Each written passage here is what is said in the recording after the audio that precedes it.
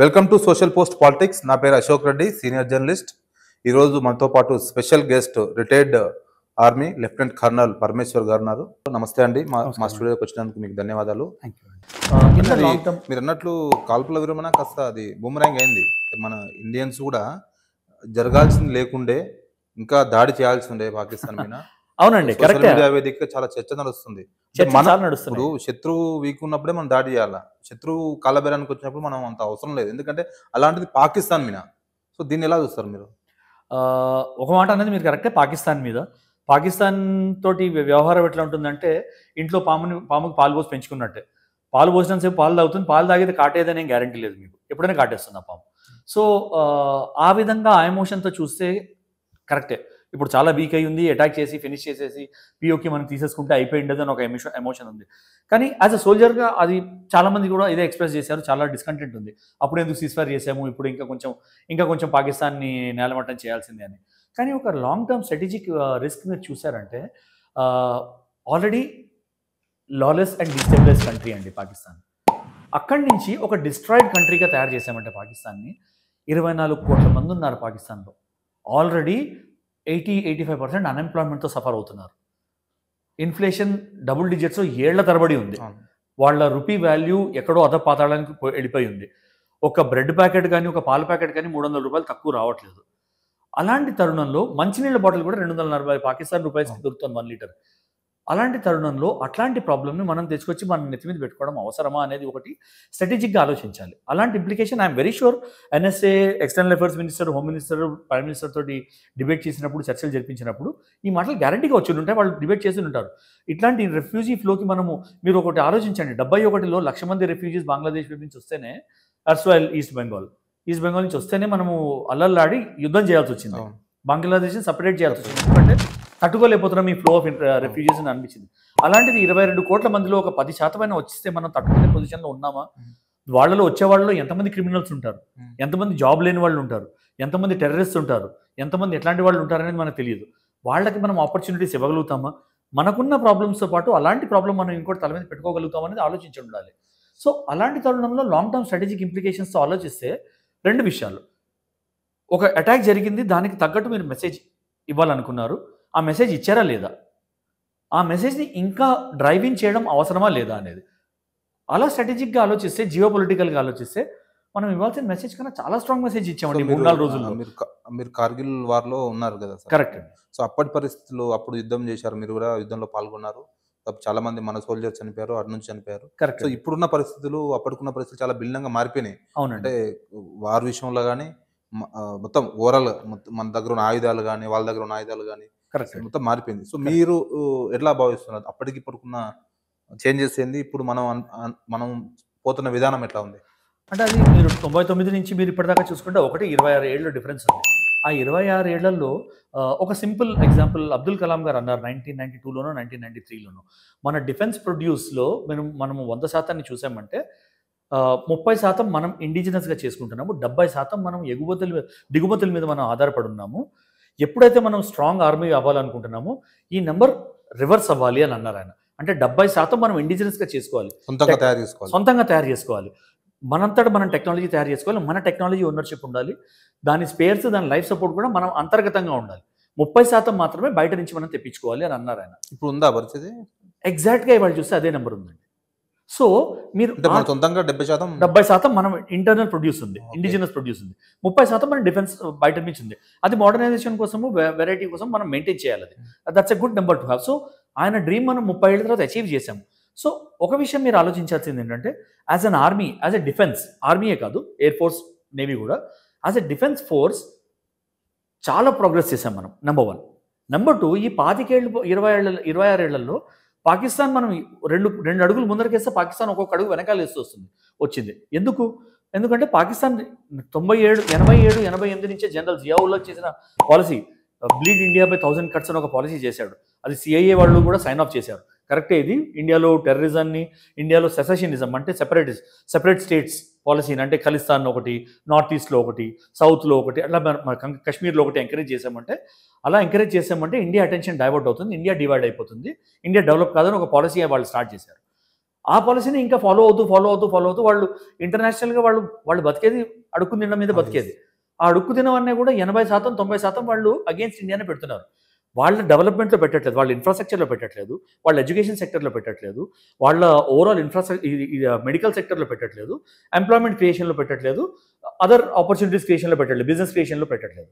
వాళ్ళంతా మొత్తం అంతా వెపన్స్ కొనుక్కోవడము, ఆర్మీలో పంపించేయడము, ప్యారలల్లీ టెర్రరిజం అనే ఇన్ఫ్రాస్ట్రక్చర్ని పెంచడము, ఈ రెండింటిలోనే స్పెండ్ చేస్తారు. దాంతో ఏమైందంటే మనం తీసుకున్న ప్రతి 2-3 అడుగులు ముందరికి వాళ్ళు ఒక అడుగు వెనక్కి వెళ్తూ వెళ్ళిపోయారు. సో మీరు ఈ 25 ఏళ్లలో చూస్తే మనం ఒక చోటకి చేరుకుంటే వాళ్ళు ఎక్కడికో వెనక్కి వెళ్ళిపోయారు. సో కంపారిజన్ వైజ్ మీరు ఆర్మీలో వార్ గేమ్స్ కూడా చూస్తే కొన్నేళ్ల తర్వాత మేము ఏం చేసామంటే మా వార్ గేమ్స్ అన్ని ఏ కంట్రీ అయినా వార్ గేమ్స్ చేసేటప్పుడు వాళ్ళు శత్రువులను దృష్టిలో పెట్టుకుని వార్ గేమ్ చేస్తారు. ఈ థియేటర్లో మనం యుద్ధం చేస్తే వీళ్ళు మనం ఎనిమి ఏం చేయాలి అని వార్ గేమ్ చేసుకుంటాము. దానిలో చేసిన తర్వాత దీనిలో ఏమేమి లెసన్స్ నేర్చుకుంటామో అని చూస్తాం. అలాంటి దానిలో పాకిస్తాన్ని పెద్ద గ్రేట్ ఎనిమీగా చూడడం ఎప్పుడో ఆపేసామండి as defence forces. War game చేస్తాం ఎందుకంటే నైబర్ కాబట్టి, మాక్సిమం బోర్డర్ మనం షేర్ చేసుకుంటాం కాబట్టి. బట్ క్లియర్గా క్యాపబిలిటీస్ గ్యాప్ ఉందని మనకు బాగా తెలుసు. సో దాంతో ఏమవుతుందని మనం ఆలోచించాల్సింది ఏంటంటే 99 Kargil was a limited conflict. ఆ లైన్ ఆఫ్ కంట్రోల్ మీద మీరు ఒకవైపు నుంచి చూస్తే శ్రీనగర్ దగ్గర నుంచి కార్గిల్ దాని దాకా జరిగిన కాన్ఫ్లిక్ట్ కొంతవరకే limited conflict, limited area conflict కిందకి రాలేదు. అవుతుంది అనుకున్నాం కానీ Gujarat border, Kutch border, Punjab border, Rajasthan బోర్డర్లోకి రాలేదు. పాకిస్తాన్ ఏమనుకుంది ఇట్లాంటి కాన్ఫ్లిక్ట్ చేస్తే నార్త్ ఈస్టర్న్ బోర్డర్లో కూడా చైనా కూడా ఓపెన్ చేస్తుంది అనుకున్నారు, కానీ కాలేదు. సో అది లిమిటెడ్ కాన్ఫ్లిక్ట్ అయిపోయింది. మనం వాజ్పేయి గారు ఆ టైంలో ఒక పాలసీ చేశారు, ఒక పాలసీ అన్నారు, యాజ్ అ నేషన్ మనం ఇంకోళ్ళ టెరిటరీలోకి దూరి మనం యుద్ధం చేయము. సో నా వైపు నుంచి నా ఆర్మీ లైన్ ఆఫ్ కంట్రోల్ దాటదు, అంటే పాకిస్తాన్ ఏరియాలోకి వెళ్ళి యుద్ధం చేయదు అని. లేకపోతే చాలా ఏరియాస్లో ఏమైంది, మన ఆర్మీకి వెనకాల నుంచి వెళ్ళి వాళ్ళ లైన్స్ కట్ ఆఫ్ చేసి వాళ్ళని అటాక్ చేయడం చాలా ఈజీ. కానీ మనం డిఫికల్ట్ ఆప్షన్ తీసుకున్నాము. దానిలో ఇంటర్నేషనల్ ఎక్లెయిమ్ చాలా దొరికింది, ఇంటర్నేషనల్ రికగ్నిషన్ చాలా దొరికింది. ఈవెన్ వార్లో కూడా సిద్ధాంతాలు పాటించే దేశం భారతదేశం అని ఒక మంచి మాట నిలిచింది. అలాగే ఈసారి కూడా మనం ఫస్ట్ టైం 9 అటాక్స్ చేసినప్పుడు ఎక్కడ మన ఎయిర్ క్రాఫ్ట్స్ వాళ్ళ లైన్ ఆఫ్ కంట్రోల్ దాటలేదు. ఇంటర్నేషనల్ బోర్డర్ వదిలేసేయండి, లైన్ ఆఫ్ కంట్రోల్ దాటలేదు. మన సైడ్లోంచి మనం లాంచ్ చేసాము. అది కూడా క్లియర్గా మనం ఏం మెసేజ్ ఇచ్చాము, మేము మీ సివిలియన్స్కి అగేన్స్ట్ వెళ్ళట్లేదు, మేము మీ ఆర్మీ మీద కొడితే మీ మీద యుద్ధం చేసినట్టు, మాకు యుద్ధం అవసరం లేదు, మా యుద్ధం టెర్రరిజంకి అగేన్స్ట్. మీ టెర్రరిజంకి మీ ఆర్మీ ఎంకరేజ్మెంట్ ఇస్తుంది, ట్రైనింగ్ ఇస్తుంది, టెర్రరిస్ట్తో మీ ఆర్మీ ఉన్నారు అంటే అది మా తప్పు కాదు, మీ తప్పు. అది మీరు డిఫరెంట్ పాలసీ పర్సూ చేస్తున్నారు. ఇప్పుడు మీరు కార్గిల్ యుద్ధప్పుడు చైనా కూడా సపోర్ట్ చేసింది సార్ పాకిస్తాన్ కాబట్టి? అంటే పరోక్షంగా సపోర్ట్ చేసిందండి, ఫిజికల్గా సపోర్ట్ చేయలేదు, కానీ పరోక్షంగా ఫైనాన్షియల్గా ఇప్పుడు కూడా అట్లాంటిదే సపోర్ట్. ఇప్పుడు కూడా అట్లాంటిది పాకిస్తాన్తో సపోర్ట్ ఉంది కాబట్టి పాకిస్తాన్ ఇంకా తలెత్తగలుగుతుంది.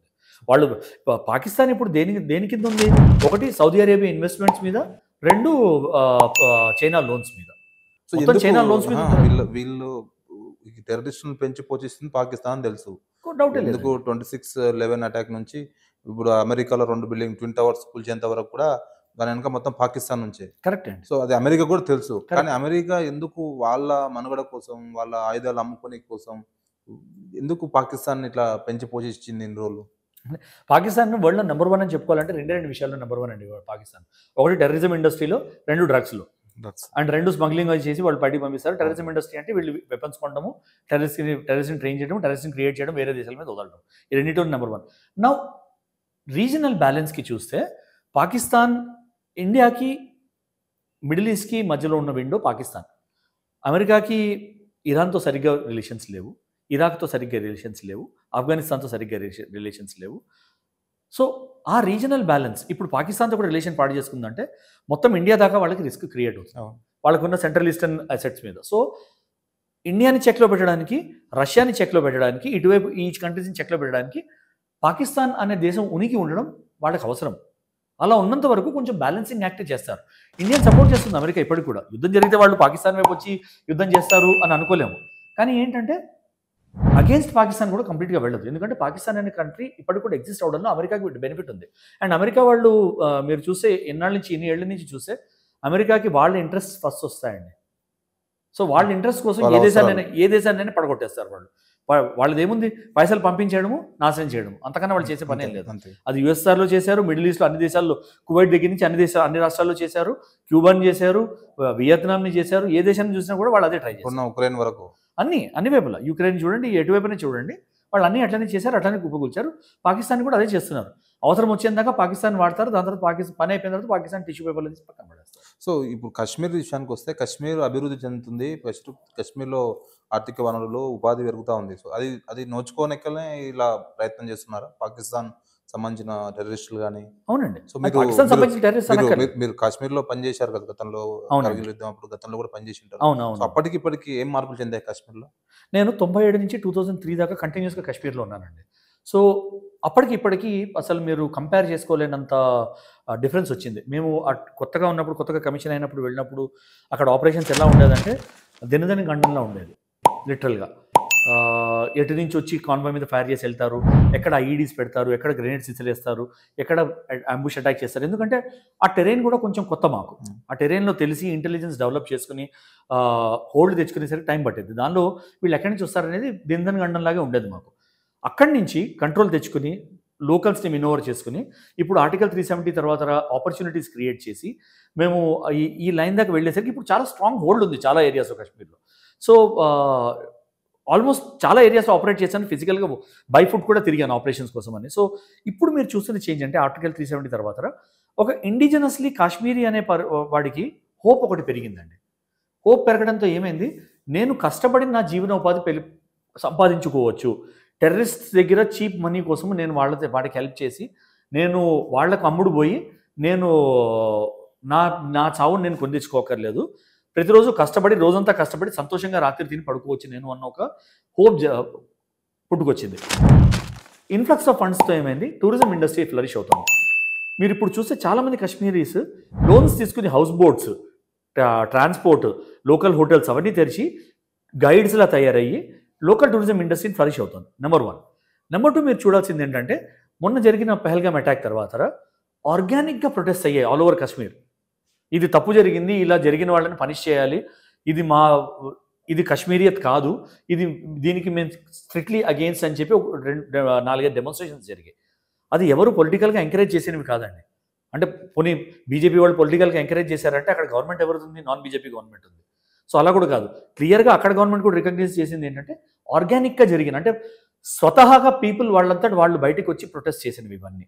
సో ఇలాంటి ఆర్గానిక్ ప్రొటెస్ట్ మనం అడ్వాంటేజ్ తీసుకుని ఇంకా డెవలప్మెంట్ పుష్ ఇచ్చామంటే మీరు చూసే ఇప్పుడు ఎడ్యుకేషనల్ ఆపర్చునిటీస్ పెరిగాయి, ఎంప్లాయ్మెంట్ ఆపర్చునిటీస్ పెరిగాయి, సెల్ఫ్ ఎంప్లాయ్మెంట్ ఆపర్చునిటీస్ పెరిగాయి. ఎడ్యుకేషన్ టూరిజం పేరు మీద కాశ్మీరీ స్టూడెంట్స్ మనం మెయిన్ ల్యాండ్లోకి తీసుకొచ్చి మీరు చదువుకున్నారంటే ఇట్లాంటి ఆపర్చునిటీస్ ఉన్నాయని వాళ్ళకి చూపిస్తున్నాం.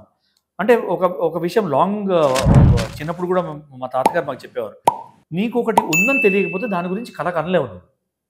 సో ఆ కళలు కనడానికి మనం ఆస్కారం ఇప్పిస్తున్నాం కాశ్మీరియర్స్కి. ఐఐఎమ్స్, ఐఐటీస్ చూపించి మీరు అక్కడ మంచిగా చదువుకుని క్వాలిఫై వస్తే మీరు ఐఐఎమ్స్లోను ఐఐటీస్లో చదువుకుని గొప్ప గొప్ప ఉద్యోగాలు, ఐటీ సెక్టర్ విజిట్ చేపిస్తున్నాం, ఉద్యోగాలు చేస్తే ఇట్లా ఉంటాయి మీకు ఫెసిలిటీస్ అని చూపిస్తున్నాం. సో ఆ కళలకనే స్వేచ్ఛని, ఆ కళలకనే పవర్ని ఇప్పుడు మనము ఎడ్యుకేషనల్ టూరిజం ద్వారా, ఎడ్యుకేషనల్ ఆపర్చునిటీస్ ద్వారా వాళ్ళకి కల్పిస్తున్నాము. దాంతో ఏంటంటే వాళ్ళకు ఒక హోప్ పెరిగిందండి. సో వాళ్ళు కూడా టెర్రరిజంని సపోర్ట్ చేయరు. సో ఇద్దరు మహిళా ఆఫీసర్లని ఈ ఆపరేషన్లో ఉపయోగించుకున్నారు. సో దీని వెనక బిహైండ్ ఏం కోణం ఉంటుంది సార్ మీకు ఉన్న ఎక్స్పీరియన్స్ ప్రకారం? సింపుల్ కోణం అండి, మనం ఆప్ సింధూర్ అని పెట్టాం. మన మహిళలను టార్గెట్ చేసి వాళ్ళని అపభాషలు మాట్లాడి వాళ్ళ ముందరే వాళ్ళ పిల్లల్ని, వాళ్ళ హస్బెండ్స్ని చంపారు, తండ్రుల్ని చంపారు. సో అప్పటి నుంచి ఆప్ సింధూర్ అని పేరు పెట్టినప్పటి నుంచి it is become a women centric. అంటే మా ఉమెన్ పవర్ ఎట్లా ఉంది, మా దేశంలో మహిళలు మగవాళ్ళు అనే డిఫరెన్స్ లేదు, మీరు ఎవరిని కొట్టినా మహిళలు కూడా ఈక్వల్గా ముందరకు వస్తారు అని ఇద్దరు మైనారిటీ కమ్యూనిటీకి చెందిన ఫీమేల్స్ని, ఒక ఆమె ముస్లిం, ఒక ఆమె సిక్, ఇద్దరు హిందూస్ కాదు, వాళ్ళని తీసుకొచ్చి వాళ్ళని ఆప్ బ్రీఫింగ్ చేయించడంలో ఏంటంటే ఇట్స్ అ వైడర్ మెసేజ్. ఆప్ సింధూర్ అనేది మహిళలు లీడ్ చేసిన మిషన్, మహిళల సహకారంతో చేసిన మిషన్, మహిళల సహకారంతో సక్సెస్ అయిన మిషన్ అని ఒక పెద్ద మెసేజ్. అండ్ మహిళా శక్తి మా దేశంలో ఈక్వల్గా మగవాళ్ళతో పాటు సమానంగా, ఇస్లాంలో మహిళలకు పెద్ద ప్రాధాన్యత ఉండదు కదా, సో అందుకు అదొక మెసేజ్ అండి. So thank you very much sir, మీరు మీ సమయాన్ని ఇచ్చినందుకు. సో ఇది ఈరోజు స్పెషల్ ఇంటర్వ్యూ.